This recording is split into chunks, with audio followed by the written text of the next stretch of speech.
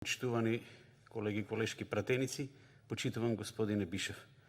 Внимателно го следе вашето излагање, исто така и го имав добиено материјалот, каде што давате своje видување на сето ова што се случува и на каков начин е регулиран банкарскиот сектор. Сакам почитуваната македонска јавност да знае дека имате исклучително искуство во делот на банкарството. Ако не се лажам, во моментот сте и прв човек на Шпарк АС банка, во еден момент бевте и прв човек на Стопанска банка, а околу 3 години и заменик гувернер на Народна банка на Република Македонија.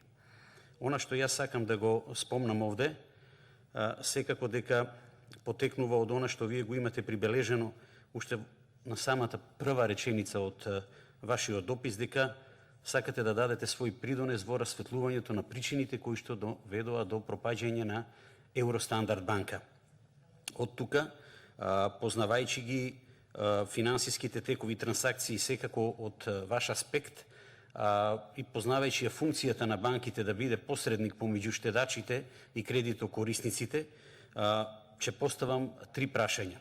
Првото прашање е во делокругот на вистината. Вистината мораме да ја знаеме од аспект на штедачите.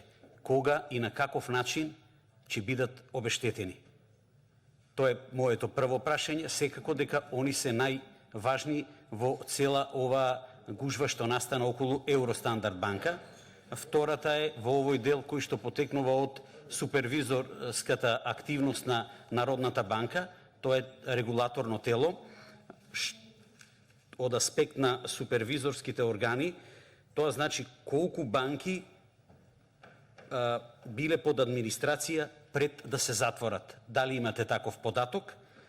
И на крајот, бидејќи се работи за огромни суми на пари, се работи за огромен капитал, а во излагањата од претходните говорници овде слушнавме дека станува збор за потенцијален криминал од невидени размери, поставувам прашање дали сметате дека треба да постои одговорност.